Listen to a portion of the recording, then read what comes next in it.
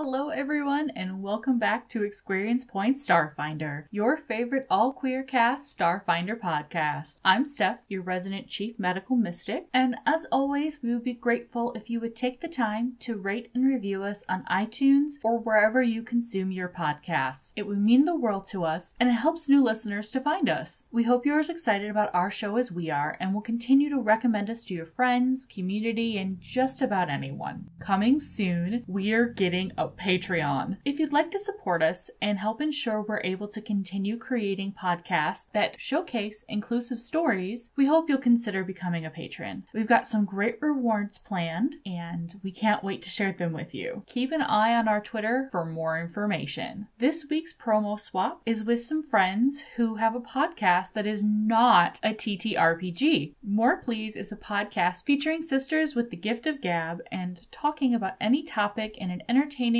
relatable, and lively manner. Stay tuned after the episode to learn more about them. This week on Experience Points, our crew returns to the city of Timeless to a few surprises. I'd love to tell you more, but you'll just have to listen. You won't believe what's about to happen in episode 35, The Timeless Battle.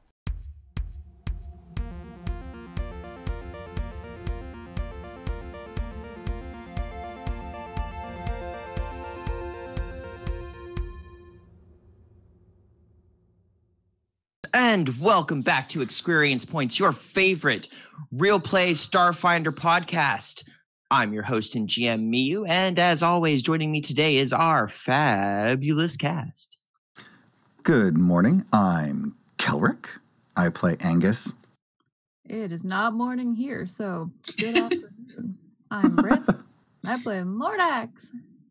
Howdy, whenever time you're listening to this. My name's Kenny. And I play Absco Cash.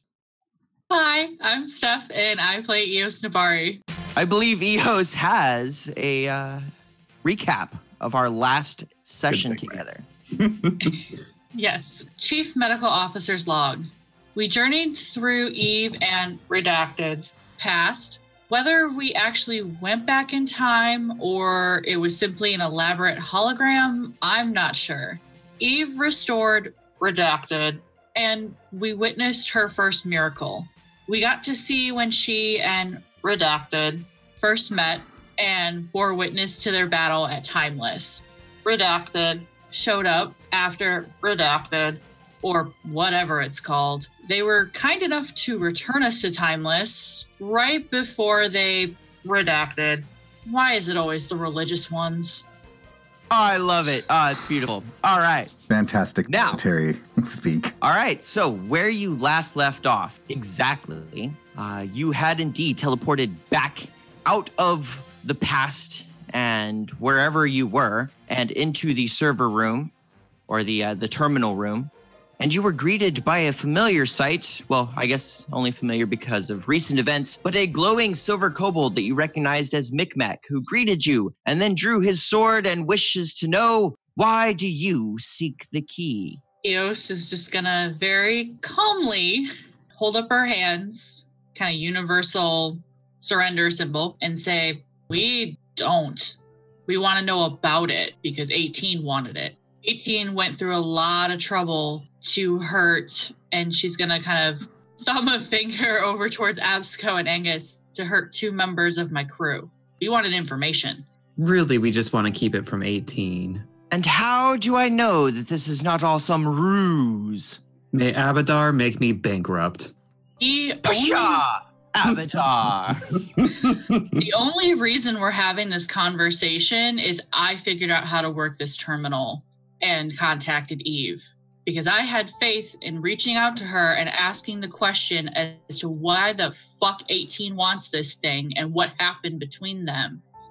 And she answered, if you are that devoted to her, as well as the fact that she restored my sight, that should be enough for you. Micmac seems to ponder the statement for a moment. You see him, eyebrows waggle and his head nods, but then they furrow together and he just kind of sits there for a minute, obviously having some internal conversation. Before he just sheathes his sword and smiles and says, well, I suppose you are a chosen of Eve, as I once was. So, why are you here? You have learned what you came to learn. What will you do with the information? Redax is just really confused. I think that she's like standing behind Eos, kind of like poking out behind her leg. Yeah, you have a silver-scaled kobold, which honestly looks like a little tiny dragon without wings. Like a little small dragon, about as big as Mordax. It's only about as big. He's only about your size. But he's got these silver scales and these all of the ridges are crusted with ice, and his sword was glowing with blue radiance, and ice and snow was just kind of swirling off of it. And he has this constant swirl of snow and shines in a silvery light. All of this connection to past, the gap, all of it is a bit much. I don't know what we would do with the adventure hook once we had it, or the key, whatever it is, but I definitely do not want it in the hands of Solomon. Honestly, after finding out that the key is used to open up a cage to some universe-devouring entity, I don't really want the key to exist. I don't think it's necessary. No one needs to have that kind of power. That thing needs to stay caged up. So if there's a way to destroy the key without letting that thing out, that's what I'd like to do. That sounds fair. Thoughts? I mean, I'm for it. Honestly, I just want to see 18 to grass. I'm over it. Rip out their central processing unit and crush it into dust. I think They that's all wanna they die? ever really wanted. Well, Mordax, what are your ask thoughts? and ye shall receive. Mordax like looked like she was about to say something, and then as soon as Eo started talking about like breaking a robot, her eyes just get real wide. Like, well, I'll help break the key. Yeah. Yeah, because 18 is more than a robot. They're an android, so they're a sentient being. And it does lead to some questions about how 18 has survived this long. Like, most androids I know of aren't that old. Especially for a prototype. That's really odd. Well, I mean, I didn't really get to look at it that long, but I mean, obviously, there were a lot of upgrades that happened, and that'd be so fascinated to see exactly how that. Yeah, there's a lot of technology there that I don't quite understand, but I want to know. Micmac snorts a little bit, and he says, "Why do you think they started making androids with inferior biological parts?" Micmac, so are you saying that the key is here? Well, no, but there is perhaps the means of creating another key. Does 18 know about this? Oh, of course 18 knows it is here, but it is well protected by Eve's divine servants. They have set up an anti-technology field around here. Right. Well, since we are here, we should probably find this thing, whatever it might end up being, and put an end to it. Agreed. Aye, the last thing we need is more than one of these stupid keys running around. Are you up for that, Mordax? Micmac says, "Very well. I shall lead you then to the foundry." And he heads off down the hall that you entered to come to the Hall of Records. Question, are your eyes still working since coming out of the hologram? Or are you blind again? I think, correct me if I'm wrong, Miyu, you had mentioned when we popped back into Timeless that her augments are still online. I don't know if they're like fully online or just whatever Eve did. No, they are fully online. So Silverblade In is fact- back online as well. Oh, yes, Silverblade's 100% back online. Oh, I was not aware of that. I would have. Yeah. So hey, Yeah, all Mordax of your has technology, to recap. I did say all of your technology seems to be working. In fact, your communicator beeps, beep, beep, beep, beep, beep, beep, beep, and Micmac freezes. Mm-hmm. It seems you have an incoming call from the Roseate. I'll answer it. Go ahead. You hear a bit of a hubbub in the back as it is Aaron Aronson saying, "Captain, we have some law enforcement that's demanding entry to our ship. Orders." Why do they want entrance to the ship? What's going on? Details, quickly. It begins breaking up. We have the Hell Knights. And then everything shuts down. Oh, you want to know what a Hell Knight is? Roll a culture check. Yeah. 21. On it. Yes, I win. All right, Absco does win with 21. Congratulations, you have won Thank you. Starfinder. Yes. Win the game.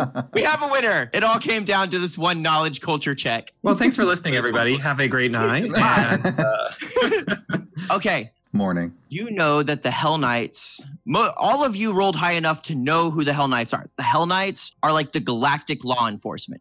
oh, Okay. Okay.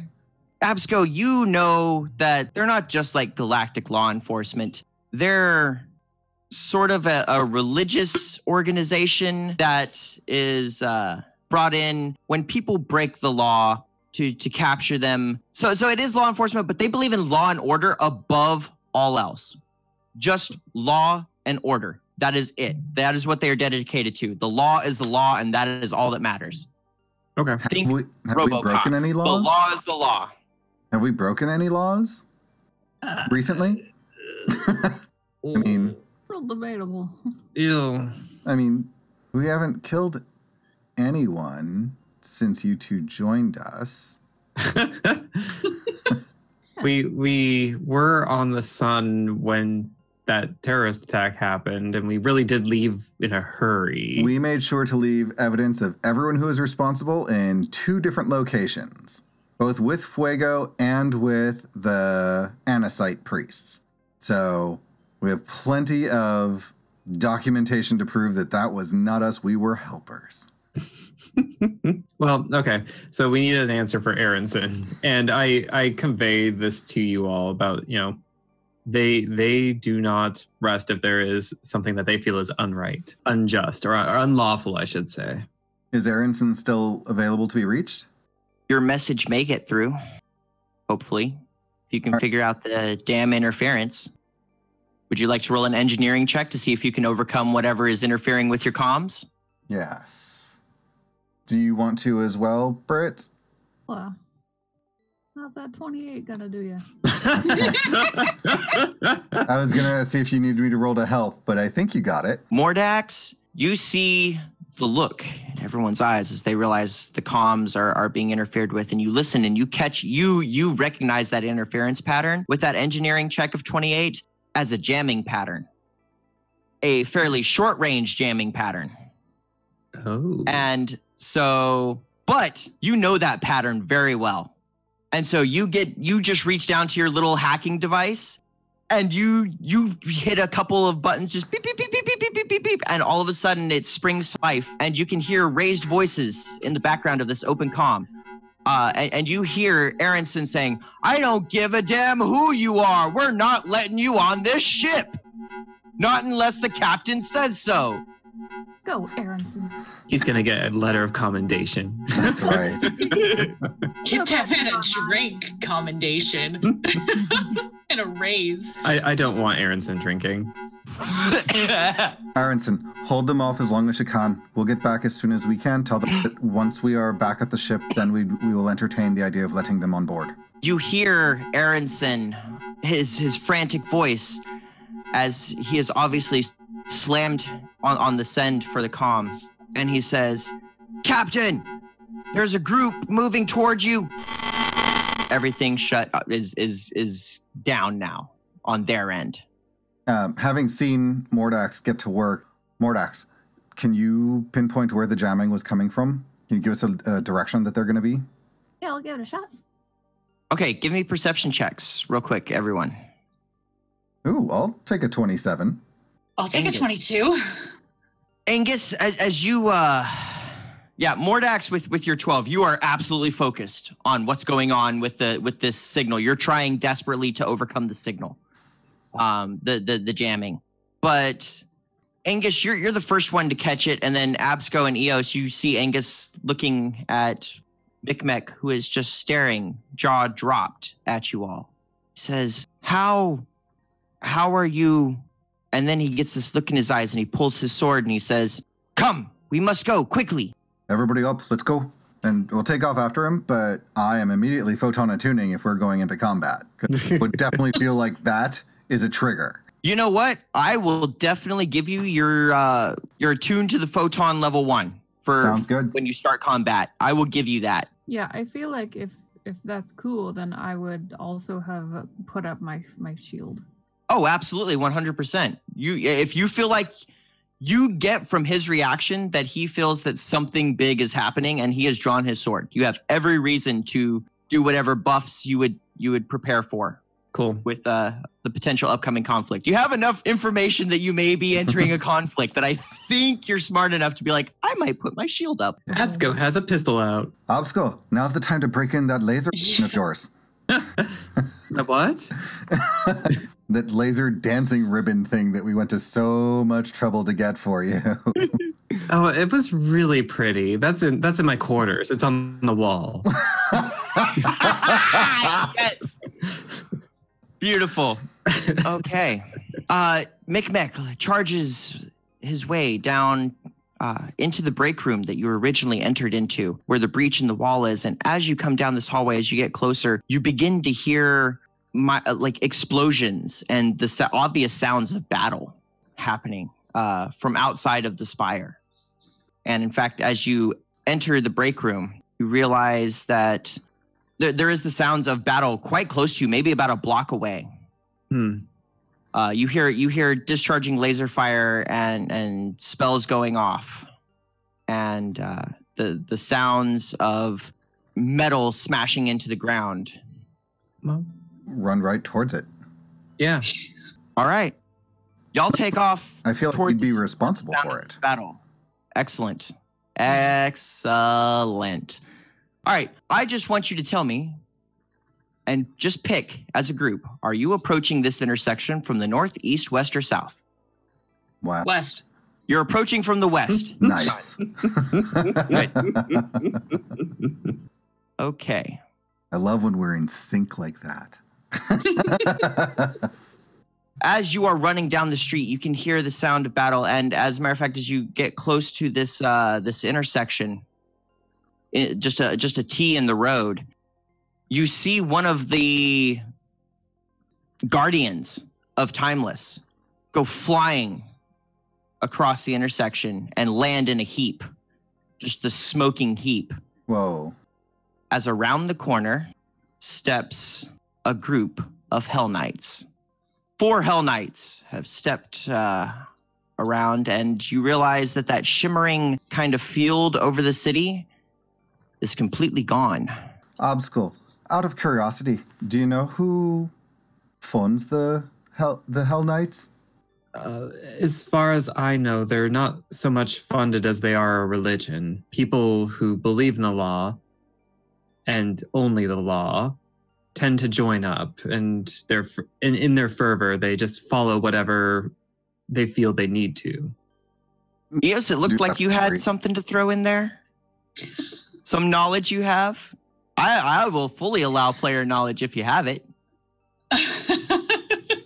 By the way, I was kind of just making it up because I feel like it'd be good flavor.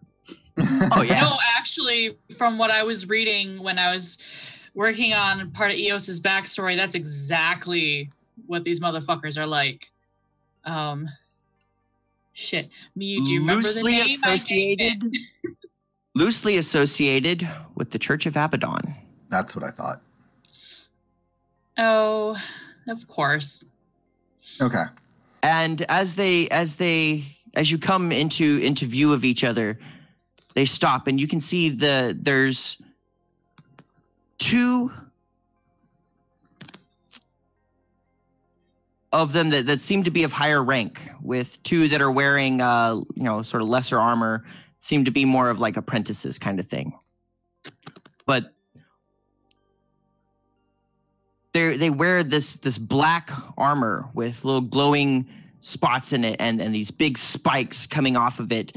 This sort of chitinous plate covers them, and their faces are almost completely covered, so you can't see them. And as they stop, you see one of them, who seems to be the commander, step forward and says, "Crew of the ASS Roseate,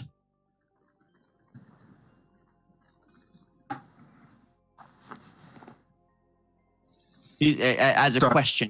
Oh, yeah. Crew of the ASS Roseate. Oh, excuse us. We thought there was something more. I'm the captain.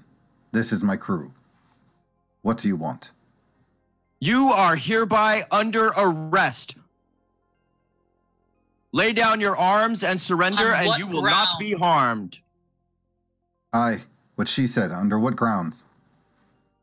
For violation of Galaxy Code 3175C, general causing of mayhem and disorder, and for various murders, including that of an android named Gideon on Andoran's stand.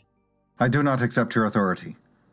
And do we roll initiative? Because I just want to... Yeah. I'm going. Yeah. Here we go. Rolling ish. They're ready. They weren't expecting you to surrender either, so every one of them is just as ready for you. As a matter of fact, I think they were hoping you wouldn't surrender.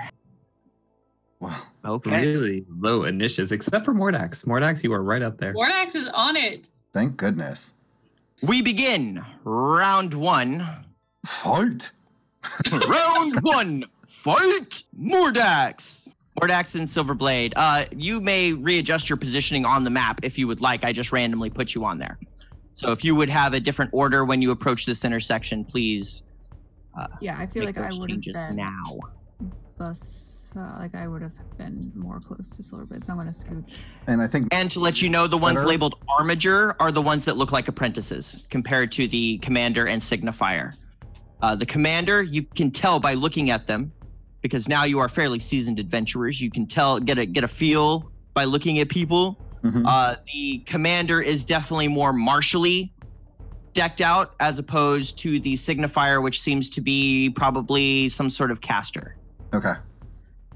And is the setting we're looking at honestly this open with no walls or anything around us? It's just an open road sort of field space. You're in ruins, so this would be an open road here. You can assume that there's a fair bit of rubble around. So if you decide you want to go somewhere for cover, there's like there's a chance you can probably find cover around here. So let's say I'm going to draw a few things here. Cool. These will provide half cover. The ones on the road will provide little half cover. And then the ones up here, this will provide like full cover. If they are half covered, does that mean they are like difficult terrain to get over? Yes. Yes, to get over. So there you go. There's some general just like rubble lines you can use Cool. for cover stuff to draw lines through if you can see them. Gravity is normal here, right? Yes, gravity is normal. Okay. All right, so we're in this. Everyone's moved. We're all good. Mm-hmm. Let's go. All right. And so we begin. Round 1. Fight. All right, Mordax is going to forego a move action so that Silverblade can have a move action and a standard action. And just because she is very excited to get her techie gun back, just line up and shoot the commander. Just boom. Very excited to shoot that gun again. By the way, Mordax, as you begin interacting with Silverblade, you realize that he seems a little quicker. The command interface seems to be quicker. He seems a little more agile. Nice. While he has Bra on board, I'm going to give Silverblade a +2 to all mental stats. Nice. Nice. Well, this is for shooting. An Was par for 11. the Who was Mordax he? course. Who is Mordax shooting at? The commander.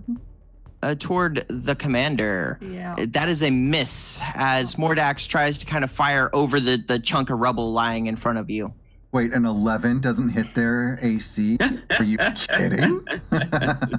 I'm shocked.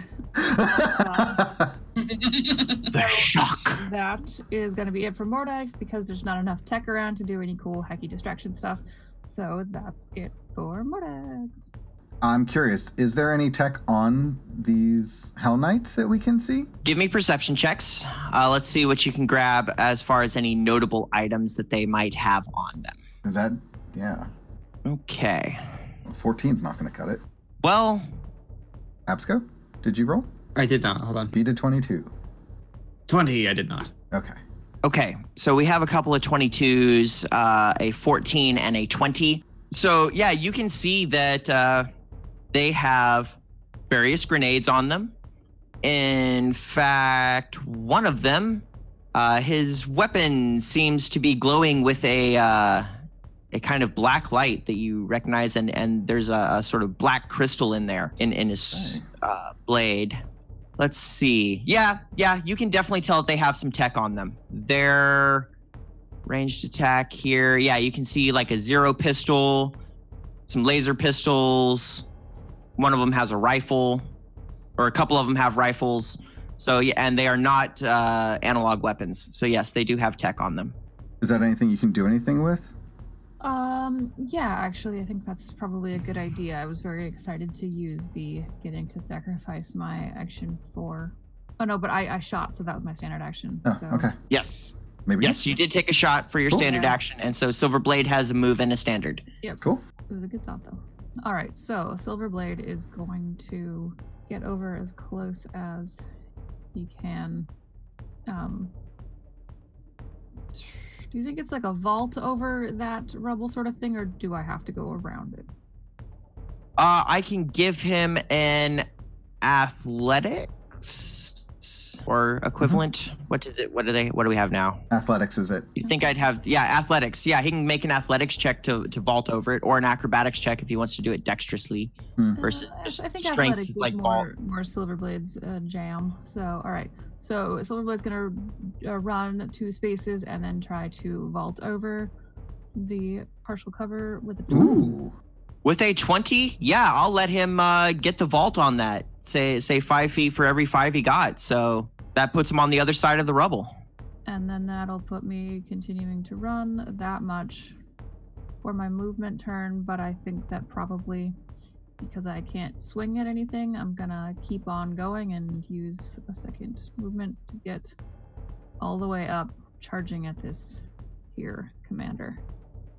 Okay. So Silverblade goes flying forward, leaping over the rubble, just vaulting as you see him plant his sword on the top of the rubble and like heave himself just physically over this thing, over this pile of rubble, and land on the other side with a big thud and just keep charging forward with his sword raised.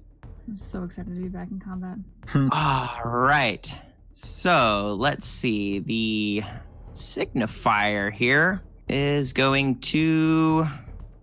doesn't really have much good. So signifier is going to move first, just kind of over behind this rubble, taking a little bit of cover from y'all, and is actually going to... oh yeah, that's what they'll do.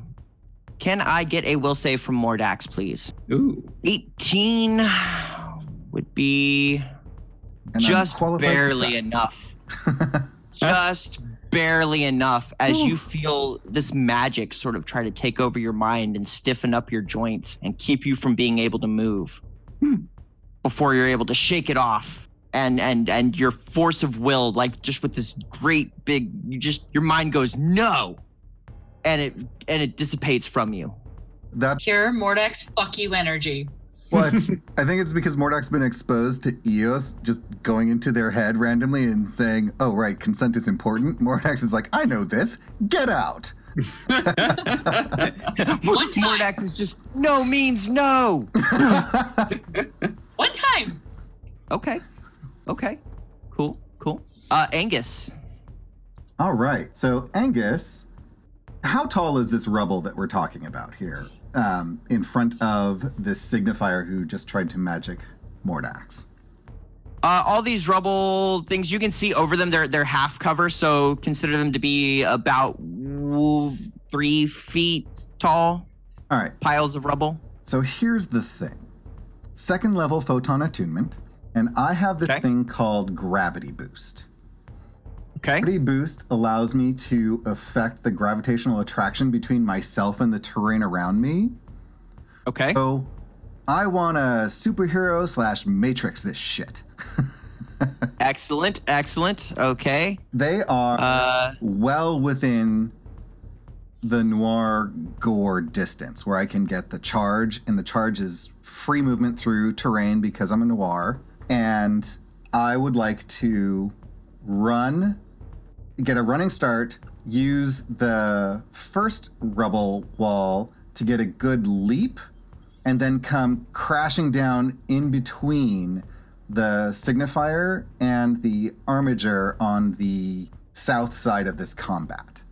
So Okay. straight So line. between the mage and their apprentice. Right. So you want to go running forward, like use your gravity boost to decrease gravity as you jump, Yes. basically, and then come land. Okay. Yes. I will give you the athletics check for that. Absolutely 100%. Or Alright. acrobatics, your choice. All right. So for me, it's gonna With the boost from the gravity, give yourself it's a +1 to athletics, right? in this case, it's a +2 because it's 1/3 of my Solarian level. There you go. And since I'm attuned, that bonus is doubled, so it becomes a +4. So Done. I'll put that in the modifier, and I will roll my athletics. And it's a good thing I had that modifier of +13 because I rolled a 1, which makes it a 14. It is. So here's what happens. You rolled a natural 1 for a 14, I did. which is 1 less than the DC to Hercules. So Okay. here's what happens. You're going to accomplish your goal, sort of. Sort of is good. Angus goes running forward. You jump on top of the rubble and you crouch down and then you lift off. The problem is you went a little too high. Okay. So instead of landing, so you get up in the air and you realize this is not how high you wanted to go. Mm-hmm. So you will land. Did you want to land in front of them or behind them? Which one were you aiming for? In front of them in this square, Okay. right between the rubble, the signifier, and the armiger to the south. There. That's the one you were aiming for? That is exactly Okay. what I was aiming for. You are going to end up. You're going to end up here. Okay. You overshot them, and you're going to take 1d6 falling damage because you hit the ground a little too hard. Well, luckily with because my you went a little gravity too boost, I take half of whatever you roll. Because Okay, well you end up taking one damage. Okay. So Stub my little hoof. No. yeah, you hit the ground, and you know you're going to feel that in your knees in the morning. It's just enough to knock 1 stamina point off of you. Like, ow, I'm going to feel that in the morning. Okay, excellent. Eos. Called being outraged. So was Ruining that my my movement ideas. and my action? Is that considered? I guess since it was a gore, it's action then. Hold on, because Since you it's a were charge. you were attempting a gore. That's a 4-round action. Okay. Do you have any melee that could reach them from where you're at? Anything with reach? No, I have nothing like that. I have a zero pistol frostbite that I could use. Okay. Eos, I may have jumped to you too quick because I think I missed a little bit here with Angus. Here we go. Can either take a movement or whatever. You took a full round action to charge. So here's what I'll do for you. A 50-50 shot on whether you get an attack on them in your landing here. Okay.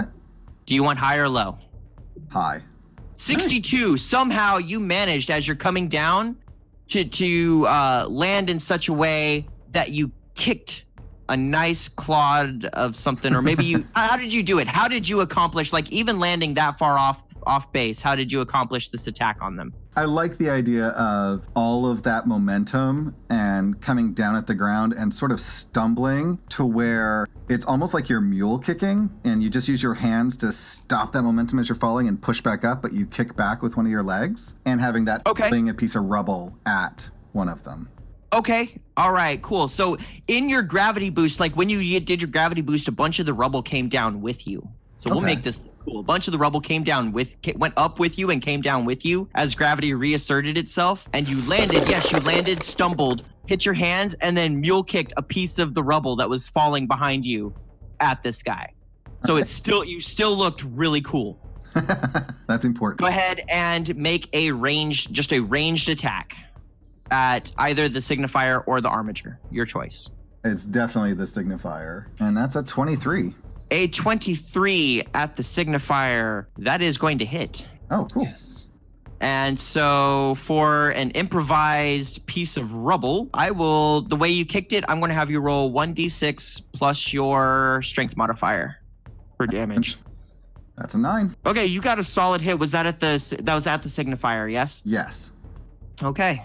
So yeah, you pop them in the face with this chunk of rock, and they take a hard hit. It definitely hurt. You can Good. definitely see you caused some wounds there. Now, Eos Nabari. Angus, you're fucking up my ideas.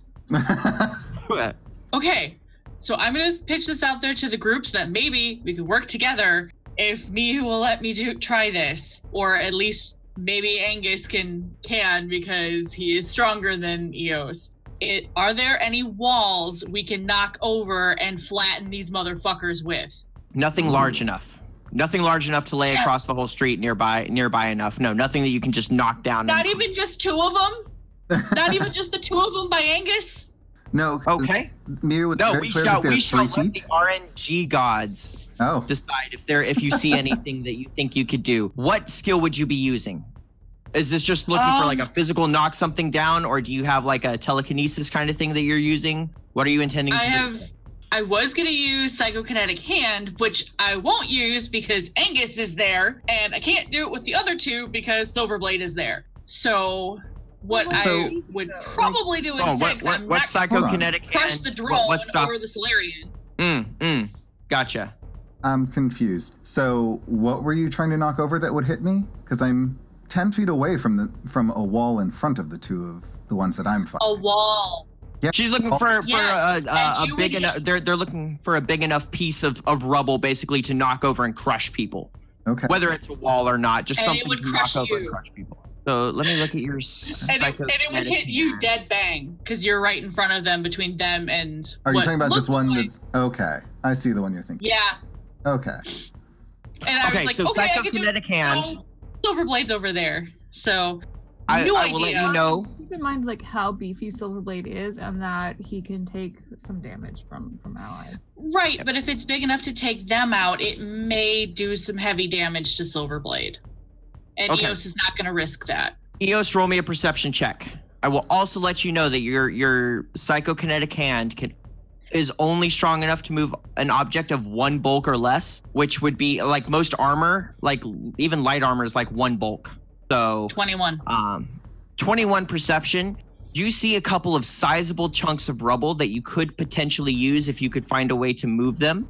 But you know that your Psychokinetic Hand is not strong enough to do so. Okay. But I could literally like move over to it and chuck it at him? With some strength checks and ranged like thrown attack checks, yes. There are bits of rubble that you could use as improvised weapons. Eos, Okay. everyone split up. They have grenades. Or Wonderful. closer, whatever. Just a... Just a thought. Just a thought. Okay. New plan temporarily. I am going to move over here, and so you I am move up going to to the rubble use Mind front of you. Thrust. I move up to the rubble, and I'm going to use Mind Thrust on the Mystic. Okay. And So at the Hell Knight signifier, you attempt to crush his mind yes. with the power of God. Let They drop. rolled a Yep. 29 to save? Holy smokes. 4d10. Jeez. So 23 at the signifier. They took half. They took 11. But you, as they turn and they get hit in the face watching Angus drop, you reach in and you crush their mind. Like you reach out. What does it look like when you use your mind crushing ability? I see it. Gonna continue with the fire imagery because why not? It kind of looks like a firebolt going out from either her hand or her eyes, probably in this case her hand, and smacking him in the head. So y'all see Eos go running up to this rubble, kind of get behind it, and then come across and point at this Hell Knight at the signifier, and this beam of like fire comes jetting out of her fingers and smacks the signifier in the head, and you see the signifier kind of seize before it just crumples to the ground. Oh, shit. This armature over here. What do you got? Yeah, oh shit is right. I was not expecting that. Okay. You were me both. 5. That is one effective mystic. That is why I took Mind Thrust. That spell is super OP. It's amazing. Hey, Okay. I needed at least one spell that would actually do some fucking damage. Hell yeah. Okay. So the apprentice, you see the commander catch that, like he kind of when that happens, and he looks over, and it seems as though they had some sort of bond between them. Oh. And They fuck up his shit too. And he turns his head and looks back at the apprentice. He's like, "Get back! They're stronger than we thought." And the apprentice goes back inside this kind of ruined building and gets up against the wall. That's why I have him on the line. He's up against the wall inside this chunk of rubble. And he's going to try taking a shot. He's got a shot at Silverblade. 32 will hit. Woo! The guy that's like directly right beside you. Hold on. In all fairness, I have to be, because that would be -3. Because I have to roll the melee. So a 29, I assume, still hits. Doing 13 damage as this gun opens up and these sonic waves come out of the end and smack into Brawblade over here. Yeah. The Hell Knight commander.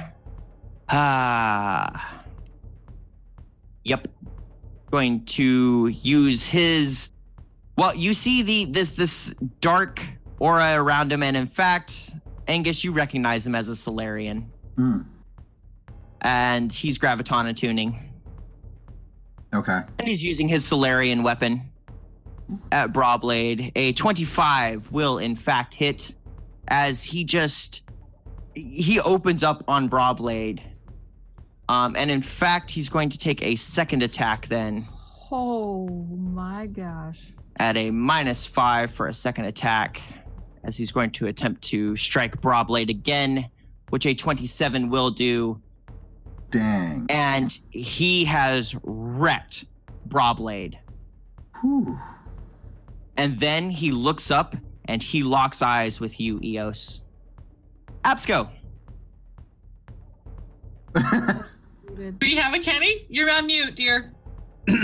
So as all this started to happen, Absco was watching everything happen, from the signifiers brain exploding and them crumpling to the Armiger backing out, and then with this like onslaught onto Brawblade, Absco's skin starts shimmering as they kind of fade into the background, and they're going to do a trick attack on the commander after moving out from the cover. Trick attack. So let's see here. The skill, stealth. Oh, for fuck's sake. Okay, so that's a 17. It does not work. No, Wow. Absco, the stress of battle, like as you just watched Brawblade get destroyed. Yep. And So- that moment of joy in watching Eos crush someone's mind and realizing, we've got them, and then seeing Brawblade get destroyed, you're like, or not. Yeah. Yep. So they're just gonna roll a normal attack. 23. A 23 does hit the Hell Knight commander here. Just barely. 410. Doing 10 damage. You hit a pretty solid hit, and you see him take the hit on his armor and leave a scorch mark, but he doesn't really react as though it did all that much. Okay. And that is the end of Absco's turn. You killed my master! And? And 20, Oh, shit. 25. Actually, no. Oh, okay. You know what? In all honesty, we got to be fair. Angus is the more immediate threat. Is he? Let's not dogpile on the Valaka. He is. I mean, the Vlaka just crushed his mind, but you kicked the rock, and that's actually what he's focused on. And I think in the heat of battle, he's thinking the rock is what killed his master, because Nice. technically they happened about simultaneously. So he thinks the rock killed his master. The commander knows that the mystic killed the Solarian or the other mystic. So I just need to know real quick. I need to look at one thing on the Armiger. Does that have reach? It does not. Okay, good. Go ahead and step up, 5-foot step, and going to attack you with his tactical cryo pike, which does hit, doing 14 cold damage. And then at a -4 or -5, he's going to try to take a second attack at you as he just starts fighting with a furious flurry. The second one also hits you with a 25, doing 12 more cold damage to you. You're able to absorb these attacks without taking real damage, but he's wearing you down. So with just this furious flurry of attacks. I do have a question then. So does that mean that if we decide to do a full round attack, it's the first one? You get a second attack at -5. Okay. Okay. That's fine. If you take it in place of your move action. Okay. I did look into it because I was wondering about iteratives, and I'm so used to Pathfinder. There are no iteratives in Starfinder. It's like Pathfinder 2. You get a choice to take a second attack at a negative. Okay, so he was able to do a 5-foot step and 2 attacks. So I can move and do 2 attacks. You can do a 5-foot step. A 5-foot step is a free action that leaves open your move action, but you cannot use your move or any action for movement after you take a 5-foot step. Got it. Okay, cool. So taking a 5-foot step leaves open your move action, but you can't take any more movement on the map. Got it. Okay. All right. And so we come back to the top. Mordak's Silverblade has just gone down. Right. Me feverishly looking up the repair rules, which I haven't had to look up yet. Okay. Mordax. If anybody was paying attention to Mordax during any of those rounds, which probably nobody was, but Eos's crazy fire, just Mordax would have just looked over like, holy, terrifying. Yikes. And then just face whipping back to the scene of Silverblade getting smashed.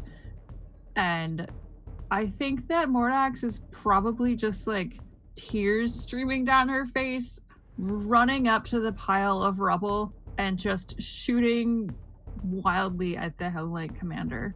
So basically Silverblade got distracted by Eos's fire for just a split second, and then Silverblade got wrecked. Question. That happened before I did that. Thank you very much. Bra is still in there, right? Yeah. We'll see Bra is still in there. Bra is still in there. Okay. All right, so I shot and I missed, and that's all Mordax can do. Mordax took a shot, missed with 15. Yeah, wild shot, and it was indeed wild as it just bounced off the rubble. The commander didn't even seem to notice the laser fire go off near him. Signifier is dead. Angus.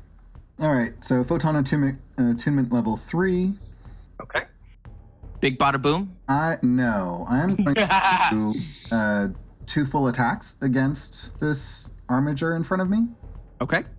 So you get 1 attack and then another one at -5. Wow. 2 terrible, right? Yeah, a 15 and an 11. Goodness. Yeah, you make a full attack at this apprentice in front of you, but the flurry of their onslaught has you off balance. Wow. All you can do to defend yourself against them. They seem to have they're fighting with a renewed fury like you would not believe. Eos. All right. Oh, sorry, Angus, I believe you do have, oh no, you don't, did you have anything else you wanted to do? Well, I still have movement with that, right? Action? You can take a 5-foot step. I'm going to do so to move this way. Okay, so you step a little closer to the rubble away from the armiger. So you're I'm heading between south. a couple pieces of rubble. Okay. Eos. Okay. So, knowing that commander guy is kind of making eyes at her, she's going to trying to think what the smartest move here is. You know what? She's going to move closer to Mordax just because, she sees her little Yusoki friend all kinds of upset for obvious reasons. I think when you get close to me, Mordax flinches. Oh God. Oh, okay. Well, that's going to make the next move interesting because I'm going to mind thrust the commander. Do it. Take that, you motherfucker. He succeeded on his will save. God damn it. Okay, 21. So he will take half, but your mind thrust does a fair amount of damage as it is. So that would be 18. He ends up taking 9. You know that you have reached in and you try to crush his mind, but his mind is a lot stronger than you imagined, and you barely, you don't even get him to flinch. Damn. Armiger 2 back here, the commander's apprentice. Well, they're going to use their, let's see. Okay, they've killed that. That's dead. Oh, I know what they're doing. All right, they move around out the door and then around kind of behind this chunk of rubble, getting a nice, to the east, getting a nice line of sight on Angus here. Mm-hmm. And they're going to take a shot with their rifle. You get hit with a sonic rifle. Ouch. Which deals 14 damage to you. Ooh, again, you're able to absorb it, but you're almost taking real damage. Like you barely managed to just kind of get out of the way of that, and you feel your reserves starting to dwindle. Yeah. The commander over here, the commander, is going to begin stepping toward Eos, and he's going to get just past Silverblade, and he's going to stop and look down. And Silverblade's hand is wrapped around his ankle. And so he's going to spend the turn disentangling himself from Brawblade. Nice. Absco, as he just kicks Brawblade's hand away, but he has to spend the rest of his turn doing that. Absco's going to stand in place and attempt to trick attack the commander again, trying to refocus themselves in doing this. So hopefully this works. It's a 40 beat 20 plus their CR. Does a 40 beat 20 plus a Hell Knight Commander CR? Yes, it does. Oh, good. Oh, good. I was hoping it was. He is distracted by Brawblade and has lost track of you, it seems. All right. So what I'm going to do is I'm going to do a hampering shot. So Okay. if it succeeds, we'll discuss what the consequences are. Okay. So let's do that. Boop, boop, boop, and that. And that 20. Nice. Nice. A natural 20, you get the critical effect of your weapon. Which is 1d4 burn. So let me just drag that onto them. Boop. Okay. Bam. Okay. So they take double damage, being 19, plus they have 1d4 burn as they catch fire. And this was a hampering shot, you said. It was. So for the debilitating trick, I reduce the target's speed by half and prevent it from using a guarded step into action until the beginning of my next turn. Ooh. Okay, so it cannot 5-foot step for the until you said the beginning of your next turn. Yes. Okay, cannot 5-foot step until the beginning of your next turn, and he is on fire. And so you shoot him. You shoot him in the ankle. Yep. And fire begins wreathing up. You can tell fire is wreathing up like through the plates in his armor and catching Nice. the materials underneath. Extinguisher systems are trying to work, but they don't seem to be catching your fire fast enough because you managed to catch just the right spot Nice. while he was distracted. Okay. Armiger 2, you killed my master. He's going to step up and he is going to continue his assault on Angus. Honestly, I did not. I was going to, but I didn't. They are not listening as the 25 hits your AC, and the tactical cryopike finally breaks through your defense, and you take a nasty cut that forms frostbite right around it. And then at another -5, they're going to take a second attack at you. A 19 misses. And so in their rage, as you take that hit, their rage seems to be just nonstop. You manage to dodge the second one, but you've taken a nasty cut that has left a nice cold bit of frostbite on you. And as we reach the top of the round again, I believe that may be all the time we have for today. Oh my god. And so for experience points, I'm your host and GM, Miyu. You can find me on Twitch and Twitter at Miyu Plays Games. I'm Kelric. You can find me on Twitter at Cormelon and at EQPoints. I'm Britt, and I'm okay. That's true. No, it's not. I'm Atomic Firebird on the internets. Oh. My job here is done. If you weren't going to kill George, you're going to kill something. I'm Kenny. You can find me on Twitter at PunderDrone and check us out on our Twitch channel at ExQueeriencePoints. I'm Steph, and you can find me on Twitter at Luna Starwind. And we'll see you next time. Bye. Bye.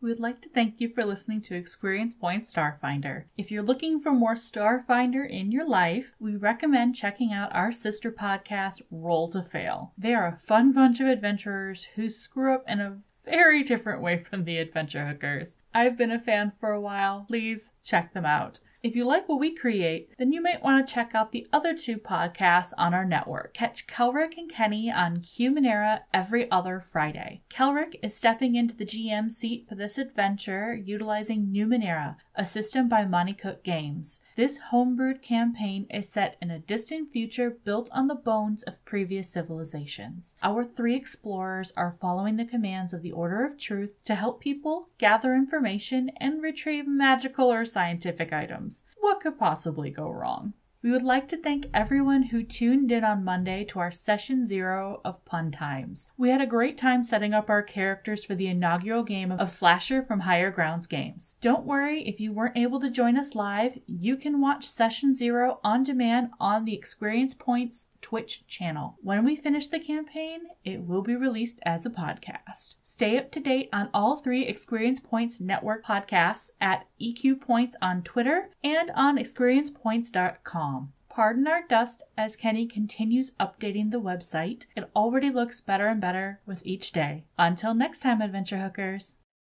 Hi, I'm Kirsten. And I'm Stephanie. And we host a weekly podcast called More Please, a sisterly romp of interesting delights. Do you like millennials?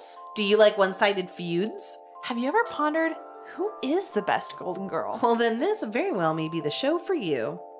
New episodes drop every Monday, so don't miss out. Find us on iTunes or wherever you find your podcasts by searching More Please, spelled M-O-H-R. And you can also check us out on our website, morepleasepodcast.com, for more information. See you next time for More Please. More Please.